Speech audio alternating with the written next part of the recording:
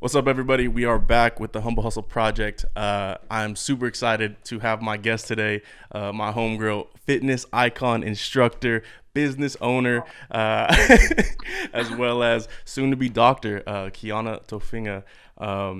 Today we're going to talk a little bit about her journey and her path to where she is today, and kind of, what she hopes to pursue and continue to pursue around the topics that I believe she is not only expert in, but that something that she continually strives to improve herself in the spaces that she shows up in. So real quick, Keanna, please introduce yourself.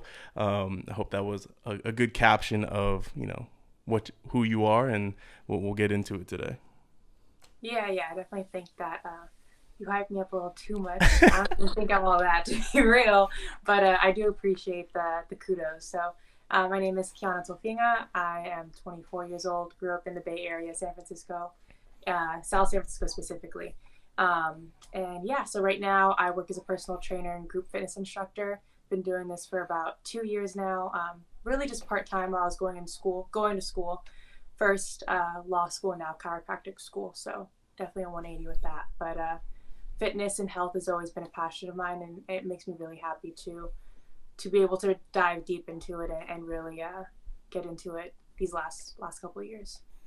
I appreciate you sharing that. So I know we haven't caught up in a while, and for those of you that don't know, me and Keanna went to college together at UC Santa Barbara, where we definitely had a wild ride, some good experiences, and some things we'll never forget for sure. But I wanted to have Keanna on here to talk a little bit about what she's up to, and if you could, Keanna, share what kind of things are you involved in right now? Because I know you're moving 10 different ways till Sunday, what you got going on?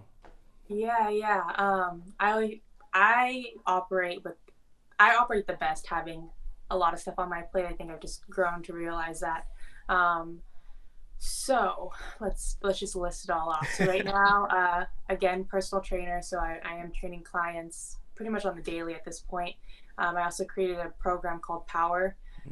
It is for men and women, but I have the POW, her, really cliche, corny name, but that's good. It's like good. I like it. So that is specifically just our women's class, and we started that in July of 2020, which I feel like was a tough time for everyone, right? We'd already been a few months into quarantine. A lot of people just weren't very active. I know a lot of people were dealing with mental and emotional problems too, with being cooped up in the house. So being able to create a class and create a space for people to share and to be around people again was really nice, and something that I think our community needed. I didn't really have a lot of expectations for the program when I started it. I just wanted a class for fitness. What it's grown into just in the last 8 months now, it's definitely surpassed anything I could have imagined.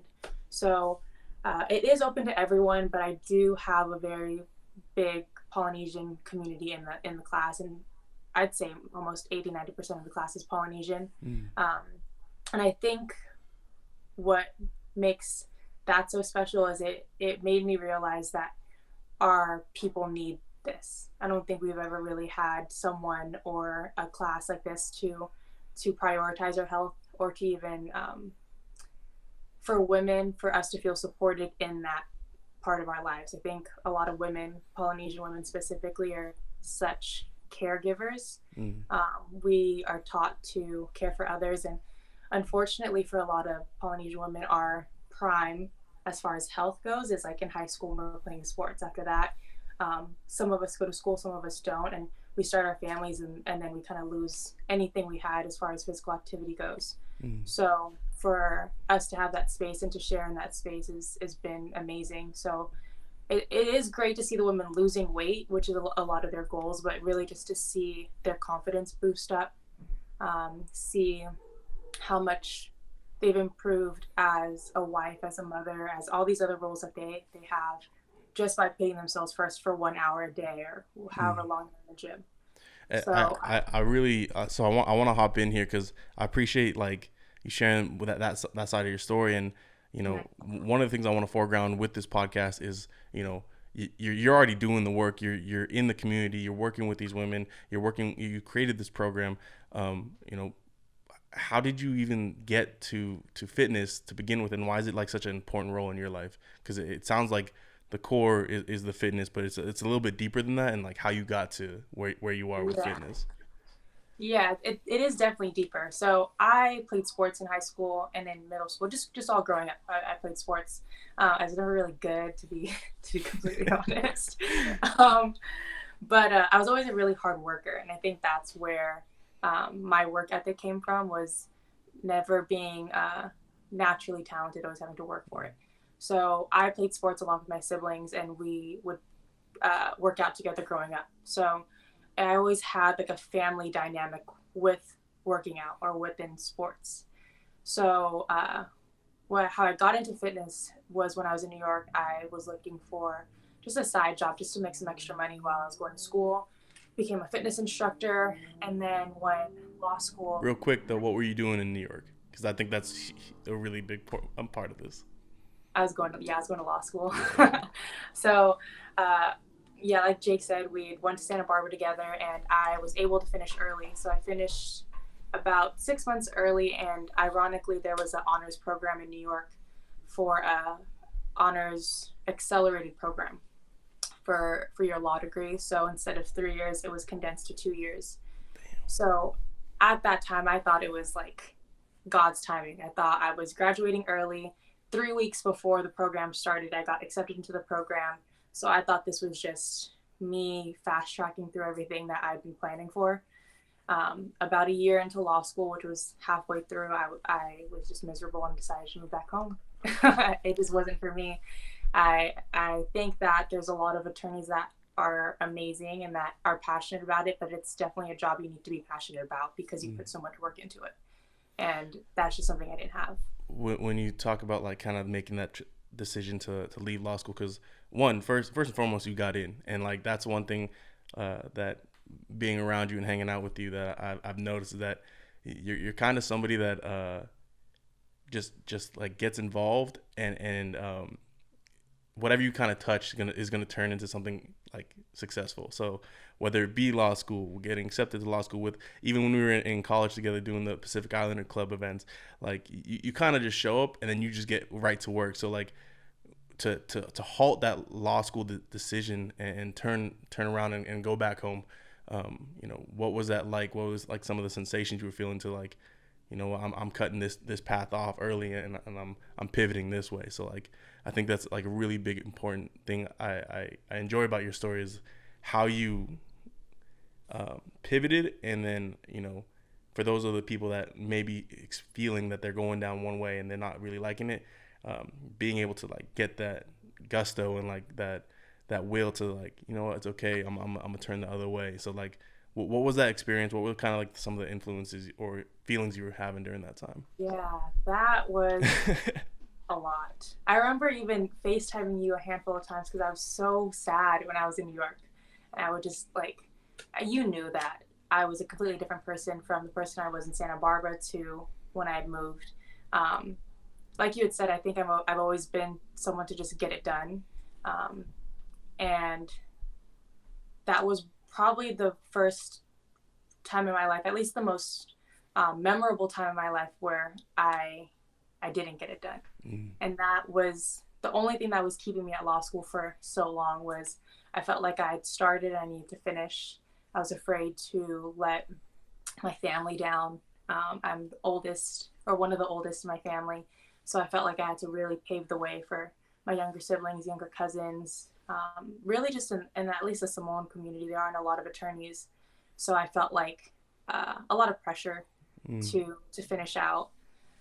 Even to the point where I said I would just finish and not even be an attorney. So I was willing to waste another year of my life and my money just to say that I finished something, which is coming from a great place ultimately, yeah. But I mean, life is too short to be doing anything for anyone else. So that was a difficult time, but I think that was probably the most pivotal time in my life, was realizing that I can't serve others if I'm not truly serving myself, Mm. um, as well as putting me first. I think when I was in New York, it had really hit like I don't even know if I was clinically depressed because I didn't get checked out or anything like that, but I definitely had a lot of different signs of depression, lots of like self-harm, lots of self-doubt that just got to my head. And the best decision was for me to leave, and I never looked back. I'm extremely happy now. So Yeah, I appreciate you like being vulnerable to share that, because again, we're hopefully building this audience here with the Humble Hustle Project, and so being able to identify pivotal points in people's lives where the whole trajectory of your life changed, and some of those pivotal points is dark. It gets gritty, and like it gets sad, depressive, and but knowing that there's like a brighter side to it when you come out the other end. And so I really want to get back to that conversation that you were talking about when it comes to the women empowerment programs that you're a part of. What are they? How are they? Motivating you, and what is kind of your passion behind that? Because I know you've always been community centered. Like every time I see you, you're with your brothers or your family. Or man, I remember even when you told me you were getting into fitness. That was like the first time you introduced me to those sand dunes with your family. oh yeah. And I played rugby. I thought I was a year out of rugby, out of college, and thought I was gonna be able to keep up. I was getting bodied on these dunes. Like when I tell y'all, like I brought the camera because I thought it was a good justification to like, haha, I'm just Yeah, gonna you're trying to record. flex. Yeah, I was gonna look good for the gram. I was gonna bring the Yeah. camera and be like, yo. I don't think you ever posted that video, so that explains it. Yeah, for sure. I definitely need to get my cardio up on that, because that is a whole different experience. But bringing it back to the women empowerment stuff that you're involved in, and kind of your drive behind it. So what does that look like? What do you see with that, and what do you got going on in that space? Mm-hmm. Well, with that, I think just looking back, I've always, like you said, been community centered. My family's always taught us to give back, to pay it forward. So I think in anything I do, I try and see how I can get the community involved. So going back to about high school, like my junior, senior year, I'd gone on about 2 service trips already, and I started a club called Mission Me. The intention was to help empower students just at my own school through community service, because I feel like a lot of people hype up community service, right? Because you're feeding the homeless or you're doing all these other things for other people. And a lot of people also don't realize how fulfilling it is for yourself. So there's almost like a selfish nature to community service in a way. And even with the women empowerment stuff, like, I mean, I'll get to it a little bit later, but I just create stuff that I need. Like I think about like, what am I going through? What am I struggling with? Or when I was younger, what could I have used? And that's what I try and create. So it is selfish. You know what I mean? If I really want to use that word, and I hate that selfish has such a negative connotation, but being selfish and being a priority isn't a problem, first of all. But so going back to high school, I'd done some service projects, and I felt amazing after going. And I wanted other students to get that same feeling, because it not only made me feel good, but it made me feel motivated to help myself and then to help others. So that's where Mission Me started. And then once I got to college, I mean, it was kind of difficult with our schedules to really stay on top of it. So I still did stuff with PISA. We did stuff with the sorority that I was in. But it wasn't until I actually had moved back home after law school that I was really able to get back into the community work that I'm so passionate about. So I started Mission Me Up again, and this time I paired up with a girl who was in it back in high school. Her name's Alita. And then another girl that I met with maybe a few months before we had started it, her name's Keanna. And we work so well together. I think if you could pick any 3 people to have very similar morals and values, it would be us. I think it's just very aligned, and that's why we work so well together. We started that end of 2019. Unfortunately, COVID hit, and we weren't really able to put on retreats and events in person, but we did some virtually. And then And so real quick though, like what's like an example of what those like retreats look like, and like what takes place at those? Yeah, so again, I think we always just came up with ideas of things that we needed. So we Mm, first had a glow up retreat, which was our first all women's retreat over here in Foster City. Even just the background work, getting a facility, getting grants, getting things like that was all a new world for all three of us because we were very new to the nonprofit, world. mm, So that was really a lot of growth for us. But it was totally worth it just by how empowered the women felt after leaving. So that was about a group of 30. And we just had different activities where we were able to open up, create a space for women to feel vulnerable and to share their own stories. mm. We also did a prom dress drive. So we collected either new or gently used prom dresses from just all over the Bay Area. We collected over 200 dresses, Oh, and then we nice. turned my stepdad's barbershop into um, a prom dress shop. We had little mock mosas for the girls, and we just gave all the dresses away for free, so that girls could feel special on prom day. I know, especially nowadays, like tickets themselves to go to prom are like $200. Yeah. It's It ridiculous. was a little bit ago, but I definitely know that mine Yeah, was for pretty you. expensive. It was a long time So hey, ago. hey, hey, hey, But hey, hey, hey. no, yeah, but these prices are ridiculous, and there's a lot of young women, unfortunately, that don't go because they can't afford it. Mm, So we wanted to be able to at least ease the cost a little bit, and it's something that a lot of young girls look forward to. So we wanted to make sure they didn't lose out on that opportunity.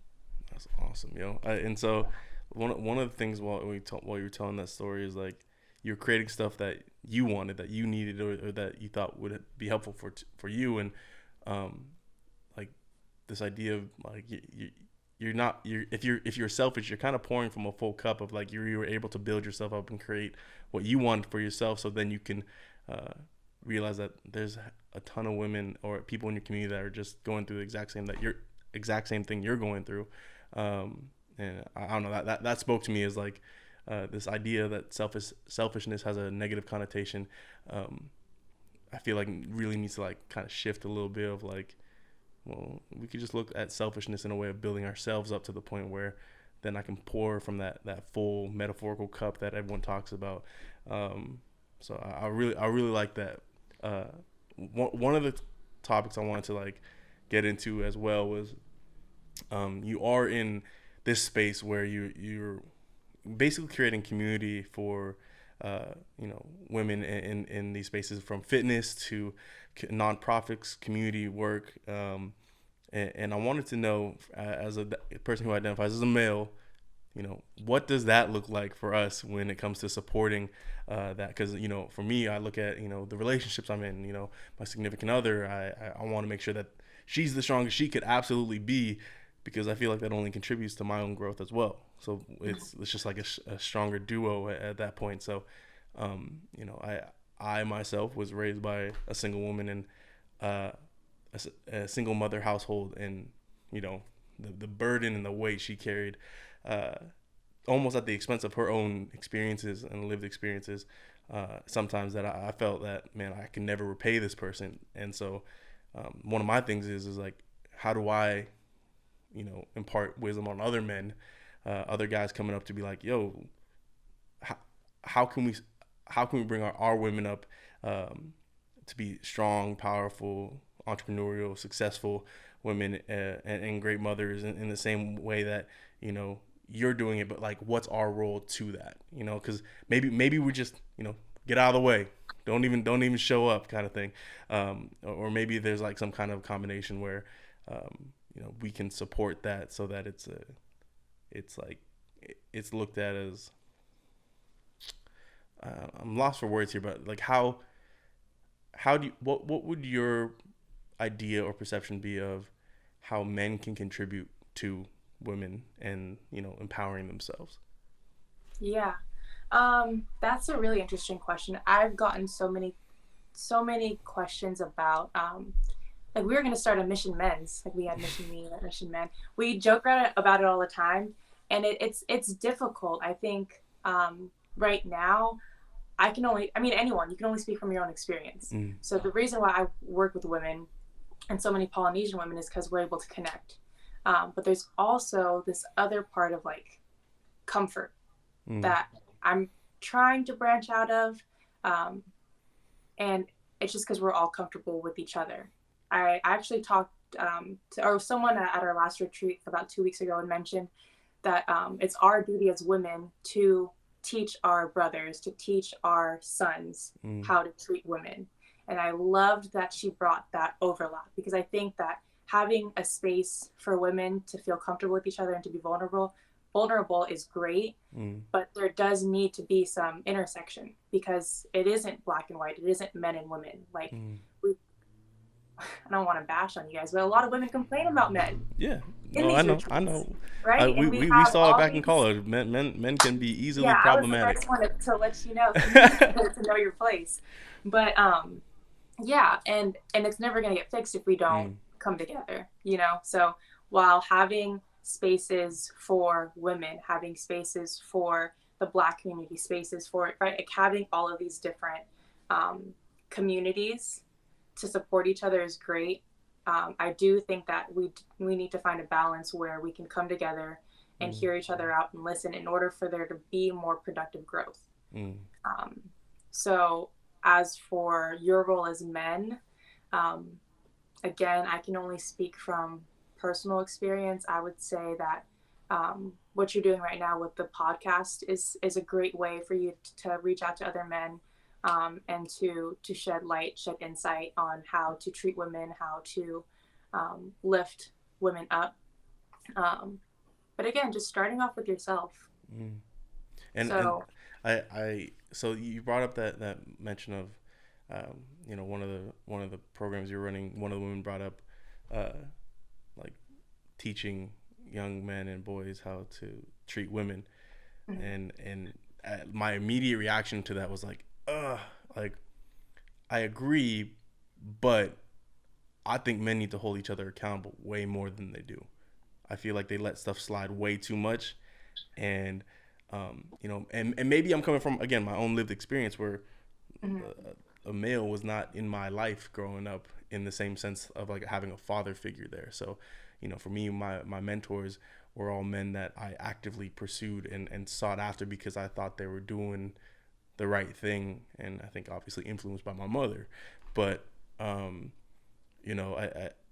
when I hear that, like, women have to teach men how to treat women, I agree. But like you were saying, it starts with us. Like, we need to look inward and be like hold each other accountable. Of like, we got to understand a little bit more about what flies and what doesn't, and how to shut that shit down right then and there. So I appreciate your like nuanced approach. Like, there needs to be a balance. There needs to be cross dialogue, and there needs to be accountability checks, especially from each side about their own group, right? It's accountability. Yeah, I think, from men checking men to women checking men. The example that she used in the retreat was that her son had asked her younger daughter to go put his laundry from the washer to the dryer.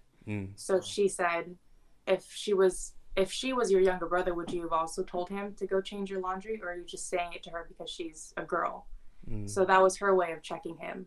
And I think that was great, like starting in your household and getting him to think like, yeah, maybe I am saying this because she's a girl, just getting out of these bad habits. I'm really sick and tired of that's just the way it is, or I mean, we watched it when we were at Santa Barbara, even like, when we'd go to parties or when we'd be in class, or certain dynamics in the spaces that we were showing up in, and you would kind of see, the stuff that guys, at least in my opinion, I thought would fly, and then maybe for you, when you saw women acting a certain way towards, or received attention in a certain way that kind of rubbed you the wrong way, and it was just like, is it our place right then and there to call that shit out, or is it like, when do you pick your fights with that, of like, that ain't cool, you know.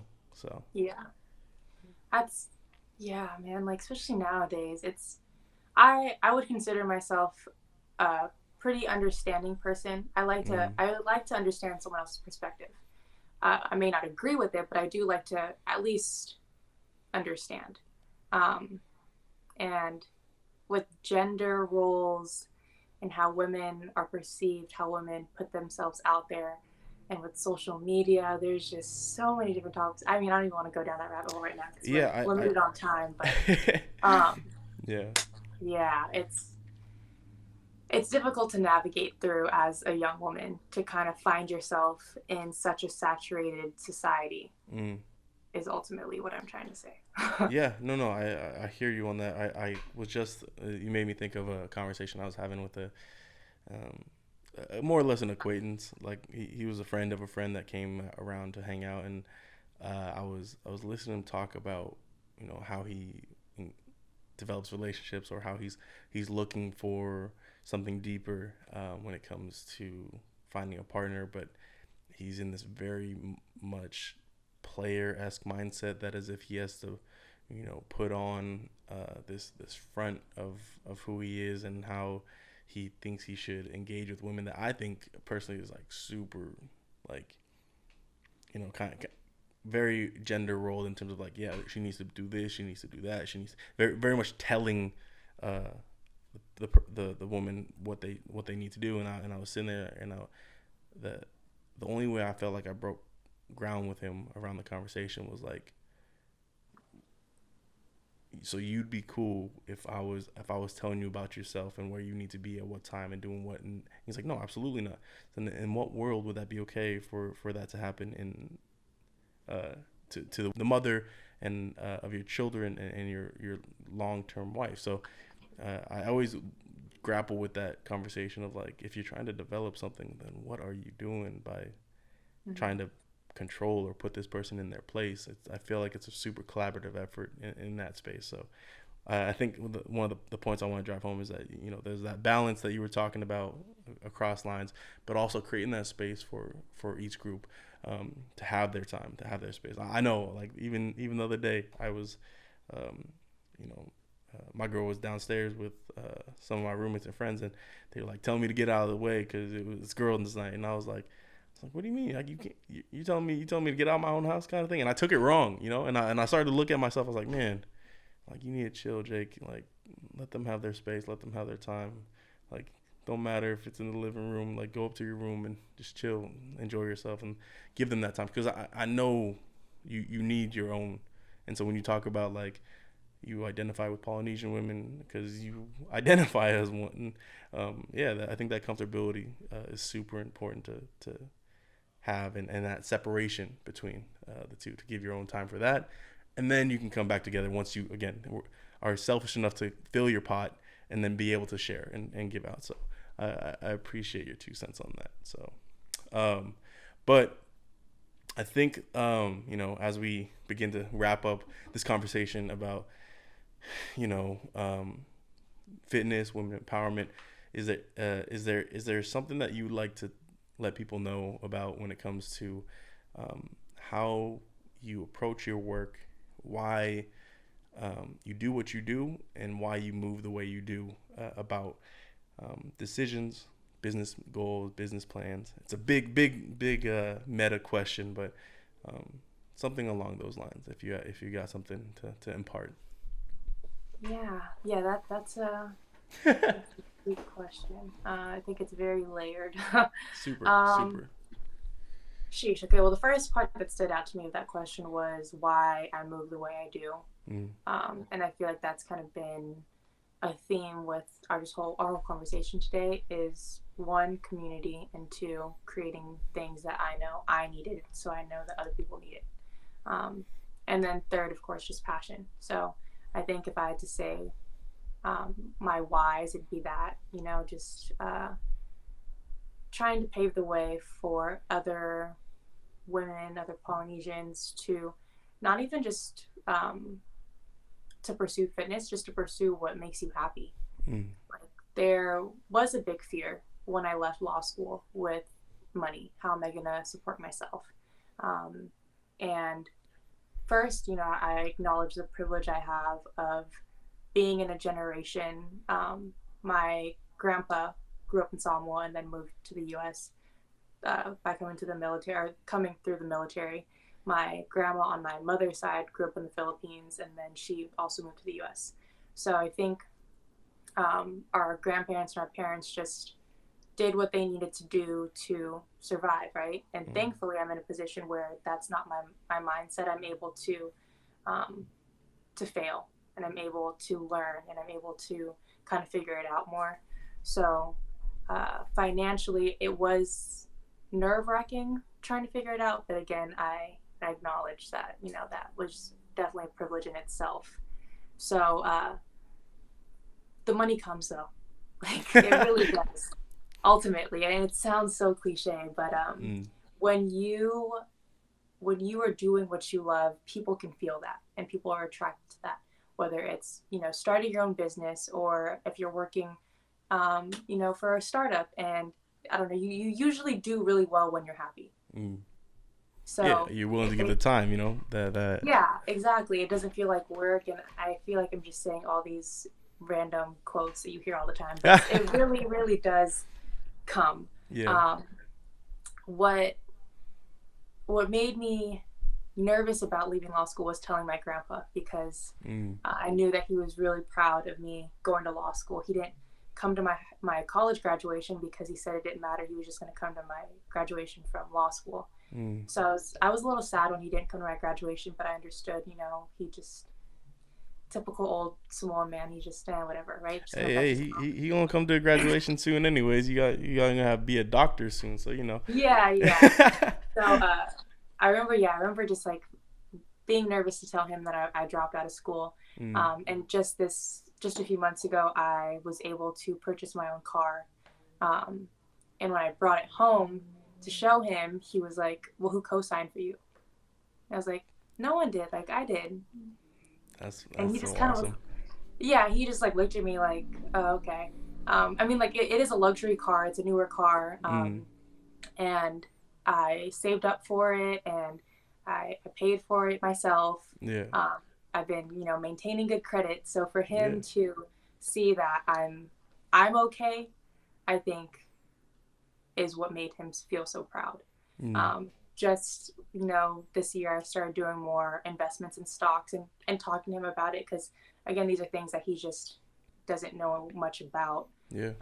And it is great to see that he is proud of me in that way, just by knowing that I'm okay and I can take care of myself. That's really all that he needs to know.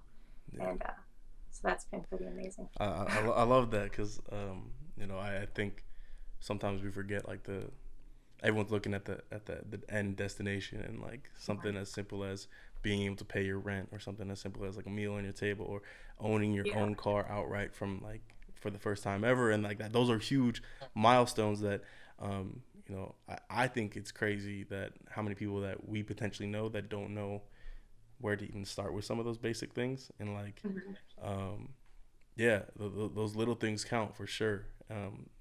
But I mean, they're not even little things. They're big milestones that need to be accomplished, addressed, acknowledged, because each one of them is a power move.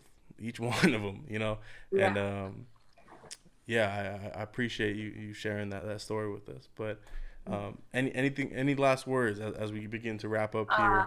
Yeah. Sorry, that was No. like more sentimental Perfect. side. I guess business wise, I'm learning so much now. Like I feel like I didn't even call myself an entrepreneur, but I guess I am. Like starting my own brand, starting my own business. Hey, I can go on your website and go get me a nice hoodie. Actually, matter of fact, just for you. You know what I'm saying? Wow, I got look you. at you. I got you. Go get your Fitness is Key t-shirts, Yes, because we're they dropping more are soon. actually really nice quality. They're hella comfy.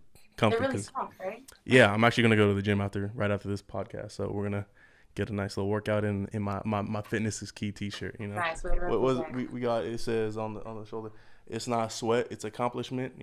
So Exactly. got to put on for you. I knew you were gonna be here. I got my t-shirt. But yeah, business. I mean, I don't even really know where to start with advice or anything I could say about that, because I'm learning every day. how to run a business. I think, again, if I could just say, like, what pushes me is just my audience and my why. Yeah. So when I'm making business decisions, I'm thinking about who I want to help and who I'm trying to serve. Which is not always the case for a lot of businesses. Yeah, right. Yeah, which is really sad. But yeah, so that's kind of how I navigate through it. And then just asking, my circle, asking my loved ones. I think having a really strong support system has also brought me where I am. It's probably one of the biggest reasons why I've been so successful is knowing that I have really solid friends, a great supportive boyfriend and family that like loves me until no end. So knowing that I'm supported, I feel like I can take on the world. Oh yeah, that's what I'm talking about, Key. So that's gonna do it for us here. This is the Humble Hustle Project podcast and lifestyle brand. So we both young business moguls trying to figure it out in the spaces. You were light years ahead of me right now, but I will be there soon.